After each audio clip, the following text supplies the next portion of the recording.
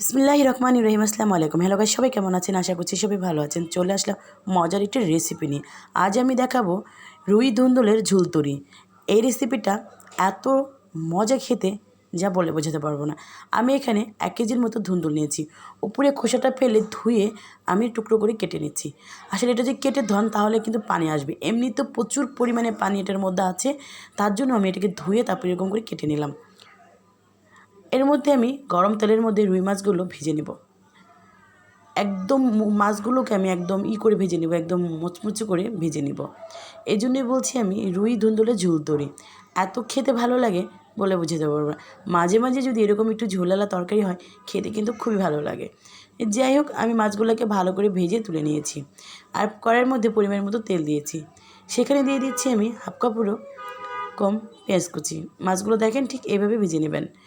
এখন আমি দিয়ে দিলাম হাফ কাপেরও কম পেঁয়াজ কুচি আর দিয়ে দিলাম 4 থেকে 5টা কাঁচামরিচ কুচি দিয়ে হালকা করে একটু ভেজে নেব এটাকে। তারপর বাকি বাটা মশলাগুলো এখানে অ্যাড করব।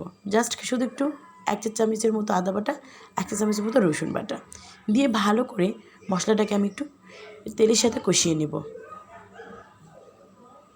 এরপর একটুখানি পানি দিয়ে দিলাম, দিয়ে মশলাটাকে ভালো করে আবারও নেড়েচেড়ে বাকি মশলাগুলো এখানে অ্যাড করছি। দিয়ে দিলাম 1 চা চামচের মতো হলুদের গুঁড়া, 1 চা চামচের মতো মরিচের গুঁড়া দিয়ে ভালো করে আবার নেড়ে ছেড়ে দিচ্ছি। এরপর দিয়ে দিলাম হাফ চামচের মতো ভাজা জিরার গুঁড়া, পরিমাণ মতো লবণ।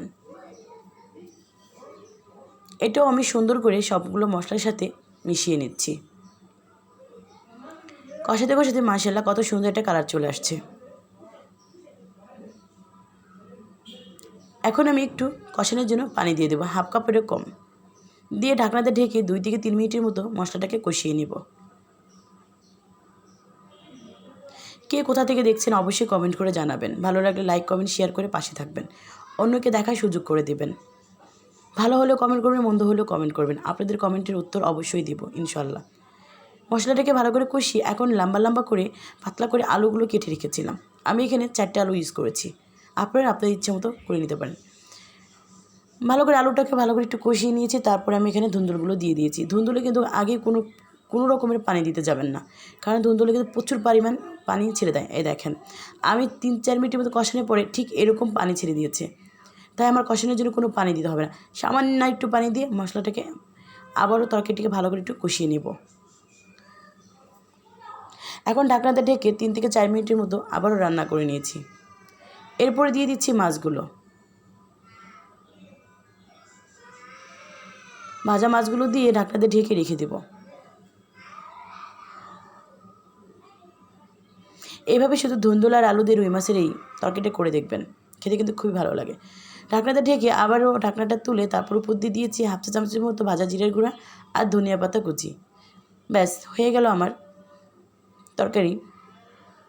রুই ধুন্দুলের এই রেসিপিটা ভালো লাগলে অবশ্যই কিন্তু আপনারা বাসায় ট্রাই করবেন। ভালো থাকবেন, সুস্থ থাকবেন, সবার জন্য অনেক দোয়া এবং ভালোবাসা রইল।